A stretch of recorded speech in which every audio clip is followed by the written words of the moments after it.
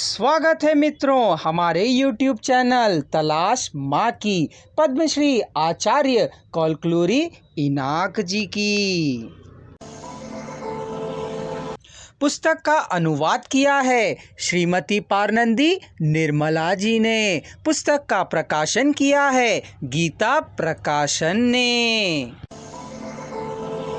यदि वह मर गई तो स्वर्ग में माँ दिखाई देगी, क्या मुझे पहचानेगी जिसकी माँ पास ना हो। जो माँ का प्रेम नहीं जानता है, माँ को नहीं जानता है, माँ के नामो निशान को ना जानने वाला अभागा यदि मर जाए तो स्वर्ग को जा पाएगा। यदि माँ हो तो स्वर्ग है, यदि माँ ना हो तो नरक है। इस जमीन पर माँ के बिना नरक का अनुभव कर रहा वह मर भी जाए तो स्वर्ग को नहीं जा पाएगा, वह नरक को ही जाएगा। वहाँ माँ नहीं होगी, वहाँ भी माँ को देख नहीं पाएगा, आलिंगन का सुख अनुभव नहीं कर पाएगा, अनुराग का स्वर नहीं सुन पाएगा, आत्मीयता का सूत्र पा नहीं सकेगा। उसे माँ के बारे में अनिवार्य रूप से जानना ही होगा। माँ से यह स्पष्ट करना है कि उसका बेटा जीवित है। इसके लिए क्या करना होगा? जितना भी सोचता जाए उतना अगम्य गोचर सा लग रहा है।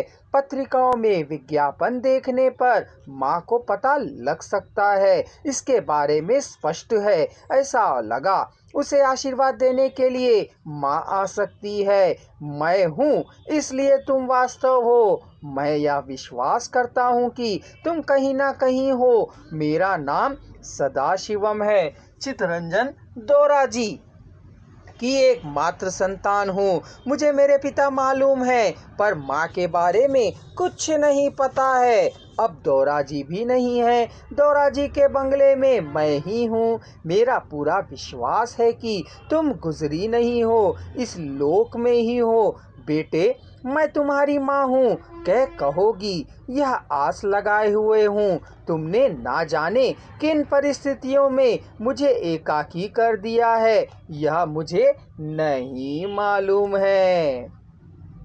तुम्हें मालूम है लेकिन बाद में तुम सुखपूर्वक नहीं रही होगी, शापग्रस्त की तरह दुखी होती हुई होगी। तुम चित्तरंजन दोराजी की प्रेयसी रही होगी, यह परिचय की हुई होगी, तुम्हारा उनसे जान पहचान रहा होगा। मैं 30 साल पहले पैदा हुआ था।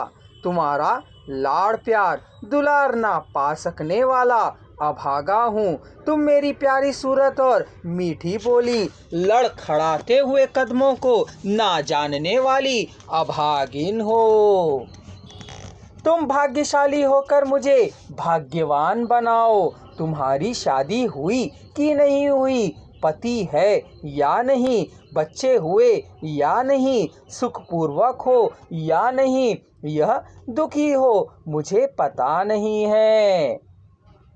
तुम मेरी माँ होकर बताने का अवसर तुम्हें है या नहीं, ऐसी परिस्थितियों में मात्र मुझको ही बताओ।